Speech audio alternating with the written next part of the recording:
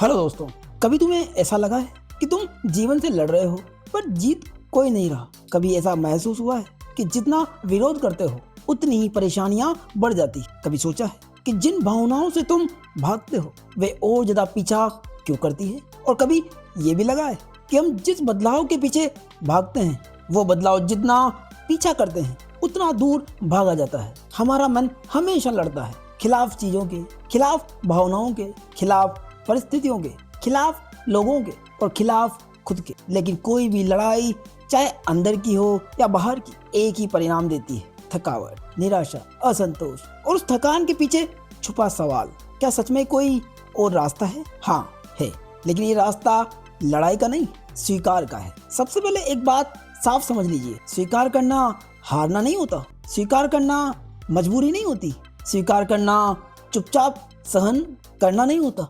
तो फिर सच्चा स्वीकार क्या है? सच्चा स्वीकार वो है जिसमें आप उसे उसी रूप में देखते हैं जैसा वो है, बिना उससे भागे, बिना दबाए, बिना जज किए। जब तुम किसी बात को उसके वास्तविक रूप में देखने लगते हो, मन में शांति उतरती। बाहर कुछ नहीं बदलता, लेकिन भीतर प्रतिरोध टूट गया और यहीं से आजादी शुरू होती है। मन की पूरी संरचना बस दो चीजों पर चलती है, पहला विरोध और दूसरा लगाव। विरोध कि मुझे ये नहीं चाहिए, लगाव कि मुझे ये चाहिए ही चाहिए। लेकिन एक गहरी समस्या है, मन जिस चीज के खिलाफ जाता है उसे और ऊर्जा दे देता है, जिससे समस्या और मजबूत हो जाती है। जब गुस्सा आने पर आप कहते हैं मुझे गुस्सा नहीं करना चाहिए, आप जितना गुस्से को रोकते हो वो उतना बढ़ता है। जब आपको डर लगता है तो आप कहते हैं मुझे डरना नहीं चाहिए, लेकिन आप जितना डर से भागते हो उतना वो आपका पीछा करता है। जितना आप डर से लड़ते हो आप उतना ही अपने मन को मजबूत करते हैं। असली समाधान लड़ाई छोड़ना नहीं, लड़ाई की जड़ को समझना है। जब कोई भावना आती है जैसे गुस्सा, डर, ईर्ष्या, दुख, तो आपके सामने दो रास्ते होते हैं। पहला, भावना को स्वीकार करना और दूसरा, उस भावना के खिलाफ मन का संघर्ष शुरू कर देना। दर्द भावना से कम होता है, संघर्ष से ज्यादा होता है। स्वीकार करने से भावना गायब नहीं होती, हाँ संघर्ष गायब हो जाता है और संघर्ष के खत्म होते ही भावना शांत होने लगती। और यही मनोविज्ञान है। स्वीकार करना एक प्रकार का उपचार है और विरोध करना उस भावना को जख्म की तरह गहरा कर देना। अपने मन से ईमानदारी से पूछो, क्या मैं अपनी भावनाओं को स्वीकार करता हूँ या मैं लगातार उनसे लड़ रहा हूँ? जब आप ऐसा करते हैं वही अवेयरनेस है, एक प्रकार की अंदर से बदलने की शुरुआत। बाहर बदलने की कोशिश छोड़कर भीतर की रोशनी पर ध्यान देना। हम पूरी जिंदगी बाहर बदलने में लगे रहते हैं। हम चाहते हैं कि लोग बदले, परिस्थितियां बदले, रिश्ते बदले, नतीजे बदले, जिंदगी बदल जाए, लेकिन कोई ध्यान नहीं देता कि असली लड़ाई बाहर नहीं भीतर चल रही है। अगर भीतर शांति नहीं है तो बाहर कुछ भी बदल जाए दुख बना रहेगा। अगर भीतर स्वीकार्यता है तो बाहर जैसा भी हो अंदर मजबूती बनी रहती। क्रांति बाहर से नहीं आती, अंदर से आती। जिस क्षण तुम बाहर बदलने की कोशिश छोड़कर अपने भीतर रोशनी डालते हो, उसी क्षण जीवन बदलना शुरू हो जाता है। जब बारिश होती है तो दो तरह के लोग होते हैं। एक व्यक्ति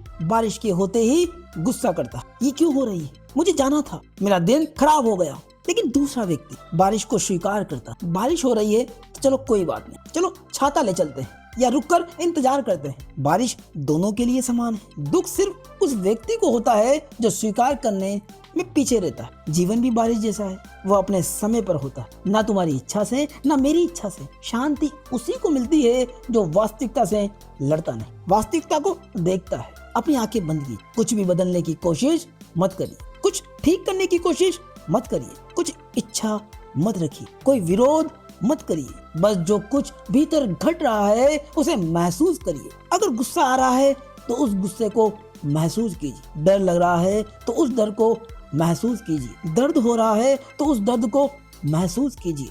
उससे भागिए मत, उससे लड़िए मत, बस उसे देखिए। इस देखने में शांति जन्म लेती है। एक गहरी सच्चाई को समझो, दुनिया की सबसे गहरी पीड़ा भावनाएं नहीं, भावनाओं का विरोध। जब तक तुम भावनाओं से लड़ते रहोगे भावनाएं तुम्हारे खिलाफ ताकत बनकर खड़ी होगी, लेकिन जैसे ही तुम स्वीकार कर लेते हो, वो शक्ति नहीं बल्कि अनुभव बन जाती। हर भावना 3 चरणों से गुजरती और इन्हीं 3 चरणों पर व्यक्ति का पूरा मानसिक स्वास्थ्य टिका होता है। उसके पहले चरण की सामान्य स्थिति क्या होती है, इसे ऐसे देखते हैं। जब जीवन में कोई घटना होती है तो उस घटना के प्रतिक्रिया के रूप में भावना पैदा होती। मान लीजिए किसी ने बुरा कहा तो गुस्सा आया, कोई खो गया तो दुख हुआ, कोई आगे निकल गया तो ईर्ष्या हुई, कोई अस्थिरता हो गई तो डर लगा। और यही वो पहली अवस्था है जब भावनाएं आती, और ये पूरी तरह से स्वाभाविक अवस्था है। प्रॉब्लम यहाँ नहीं है कि भावनाएं आ रही है या उठ रही है, समस्या यहाँ है कि भावनाएं आते ही मन उसके विरोध में खड़ा हो जाता है। मन तुरंत जज करना शुरू करता है। मुझे गुस्सा नहीं होना चाहिए, मुझे डरना नहीं चाहिए, मुझे दुखी नहीं होना चाहिए, मुझे ईर्ष्यालु नहीं होना चाहिए, मैं ऐसा कैसे सोच रहा हूँ। इस जजमेंट से मन भावना के खिलाफ खड़ा हो जाता है और यही असली प्रतिरोध है, और यहीं से दर्द शुरू होता है। और तीसरी अवस्था है संघर्ष और मानसिक दर्द। जैसे ही तुम भावना से लड़ते, तुम्हारे अंदर 2 हिस्से बन जाते हैं। एक हिस्सा जो उस घटना को महसूस कर रहा है, और दूसरा हिस्सा जो उस घटना के कारण उत्पन्न हुई भावना का विरोध कर रहा है, उसके बारे में गलत कर रहा है। और यहीं से इन दोनों के बीच टकराव शुरू होता है, और इसी टकराव को साइकोलॉजी में कहते हैं मेंटल सफरिंग। इसीलिए भावना दर्द नहीं है, भावना से लड़ना दर्द है। और यही वजह है कि कुछ सेकंड की भावनाएं घंटों, दिनों, महीनों और सालों तक चलती है, क्योंकि भावनाएं नहीं, संघर्ष जीवित रहता है। भावनाएं एनर्जी है, भावनाएं दुश्मन नहीं। भावनाएं एक प्रकार का इनर मैसेज है, एक ऐसा संदेश, एक ऐसा मैसेज जो हमारी ग्रोथ का इशारा होता है। लेकिन हम संदेश पढ़ने की बजाय भावनाओं को दबाने या घटाने में लग जाते हैं, और यहीं से आंतरिक नुकसान शुरू होता है। जो दबाया जाता है वो मिटता नहीं, अंदर और गहराई में जमा होता जाता है। इसलिए साइकोलॉजी में कहा जाता है कि जब भावनाएं महसूस नहीं की जाती तो दब जाती, जब भावनाएं दबती है तो जमा होती, और जब बहुत जमा हो जाती है तो फूट पड़ती। और भावनाओं का यह रिसाव किस रूप में बाहर आता है, ये बहुत ही अचंभित करने वाला होता है। जो कभी गुस्से, कभी एंजाइटी, कभी डर, कभी रिश्तों में तनाव, तो कभी ओवर थिंकिंग, तो कभी नींद न आना, तो कभी ओवर रिएक्ट करने वाली स्थिति में बाहर आता। यहाँ तक कि खुद से नफरत तक होने लगती। लड़ाई कभी बाहर नहीं थी, भीतर थी। किसी भी भावनाओं को जानने या उसे पहचानने का सबसे गहरा तरीका है उसे महसूस करो। उसे डिफाइन मत करो, उसे सही या गलत मत कहो, उसे बदलने की कोशिश मत करो, उसे पूरे शरीर में फैलने दो। बस तुम उस भावना के गवाह बनकर उसे देखते रहो, क्योंकि देखना उपचार है और लड़ना उस भावनाओं को जख्म बनाने के समान है। जो भावना देखी जाती वो घुलने लगती, जो भावना दबाई जाती है वो जमा होने लगती है। तुम्हें चोट भावनाओं ने नहीं दी, विरोध ने दी। अपने बचपन के किसी दर्द को याद कर। वो दर्द आज भी इसलिए जीवित है क्योंकि उसने हमारे मन में जगह बना ली है, क्योंकि हमने उस भावना को कभी महसूस नहीं किया। हम उसे समझना नहीं चाहते थे, हमने बस उसे भूलने की कोशिश की।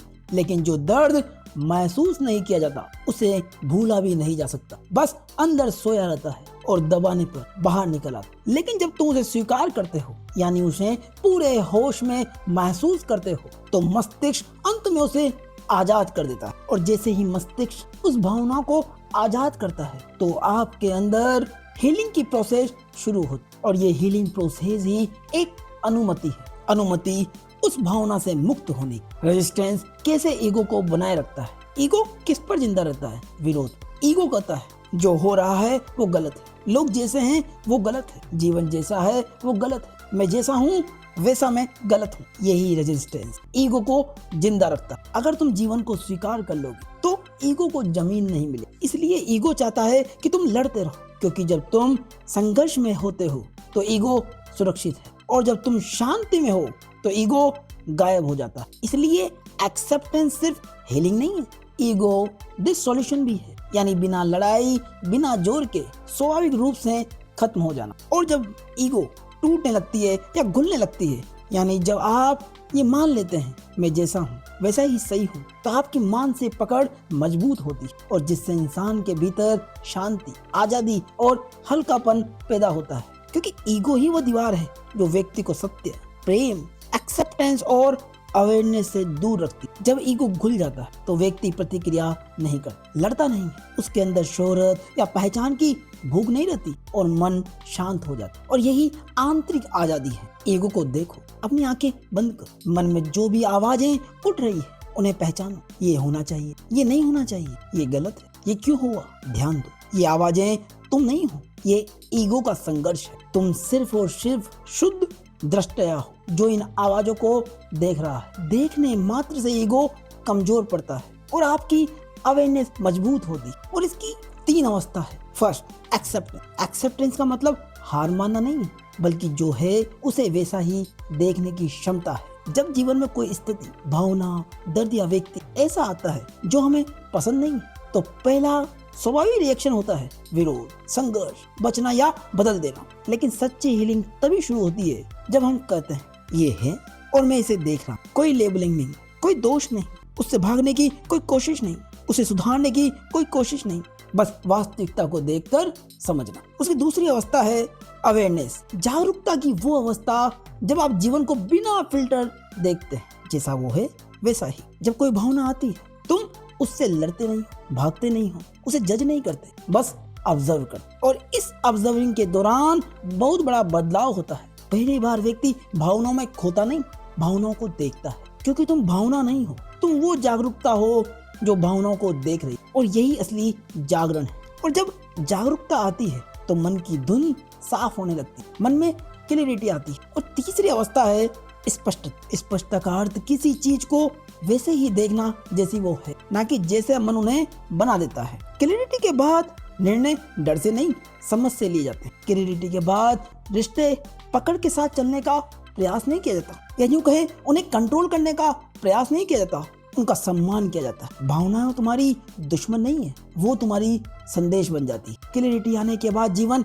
बोझ नहीं लगता, वो अनुभव बन जाता है। और क्लैरिटी के बाद व्यक्ति को एहसास होता है आजादी भविष्य की घटना नहीं, ये अभी की अवस्था। एक ऐसी अवस्था जब व्यक्ति खुद से संघर्ष नहीं करता, वास्तविकता से भागता नहीं है और अपनी भावनाओं से डरता नहीं है। और जब मन आजाद होता है तो भीतर शांति महसूस होती, मन हल्का होता है, दूसरों से अपेक्षाएं नहीं होती। और फिर पहली बार मन महसूस करता है मैं ठीक हूँ, जीवन ठीक है और मैं इस क्षण के साथ पूर्ण हूँ। खुद से पूछिए और सही सही जवाब दीजिए कि मेरी जिंदगी कौन सी भावनाएं हैं जिन्हें मैं स्वीकार न कर सकता, जिनसे मैं भागता हूँ। पूछिए खुद से कि मैं किन परिस्थितियों को नहीं होना चाहिए था कहकर भीतर में पकड़ कर रखे हूँ। कौन सा दर्द सिर्फ इसलिए जीवित है क्योंकि मैंने उसे पूरी तरह महसूस नहीं किया। और ये तीनों सवाल तुम्हारे भीतर की बेड़ियों को दिखा देंगे। और बेड़ियां दिख जाए तो मुक्ति की शुरुआत हो जाती। अब बस एक पल के लिए शांत हो और सोचिए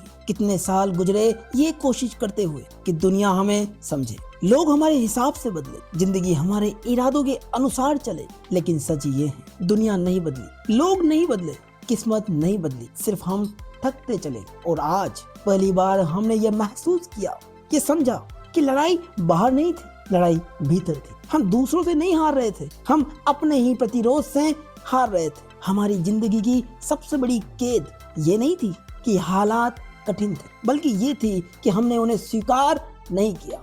आज तुमने एक सच्चाई छू ली है। सच्चाई ये नहीं कि दुख खत्म हो जाना चाहिए, बल्कि यह कि दुख से भागना बंद होना चाहिए। क्योंकि जिस क्षण तुम भागना बंद कर देते हो, तुम हारते नहीं, तुम मुक्त हो जाते। याद रखो, आजादी तब नहीं आती जब सब कुछ हमारे हिसाब से हो जाए। आजादी तब आती है जब हम खुद के खिलाफ खड़े होना बंद कर दे। शांति तब पैदा होती है जब जीवन आसान हो जाए। शांति तब जन्म लेती है जब हम जीवन के साथ बहना सीख लेते हैं। और शायद इसी क्षण तुम उस द्वार पे खड़े हो जिसके लिए जिंदगी ने तुम्हें इतने सालों से पुकारा था। वो द्वार बाहर नहीं, भीतर खुलता है। अगर आज तुमने इस बात को दिल से स्वीकार कर लिया तो तुम्हारी हीलिंग आज से शुरू होगी। और अगर तुमने इस बात को जीना शुरू कर दिया तो तुम्हारा फ्रीडम आज ही पैदा होगी। और अब चुनाव तुम्हारा है, या तो जिंदगी पहले की तरह चलती रहे उम्मीद करते हुए कि कभी सब ठीक हो जाएगा, या फिर आज ही एक निर्णय लें, भागना बंद करने का, लड़ना बंद करने का, स्वीकार करने का। क्योंकि यहीं से भीतर से मुक्त इंसान जन्म लेता है। अगर इस वीडियो ने तुम्हारी अंतरात्मा को छुआ है, अगर एक पल भी भीतर हलचल या शांति उतरी है, तो कमेंट में सिर्फ एक शब्द लिखिए, स्वीकार। क्योंकि इसी शब्द का मतलब होगा कि तुमने आज शोर नहीं, अपने भीतर से निर्णय लिया, स्वीकार्यता का निर्णय। और दोस्तों, वीडियो पसंद आया हो तो वीडियो को लाइक करें, कमेंट करें, चैनल को सब्सक्राइब करें और हाइप बटन पर क्लिक करें। धन्यवाद।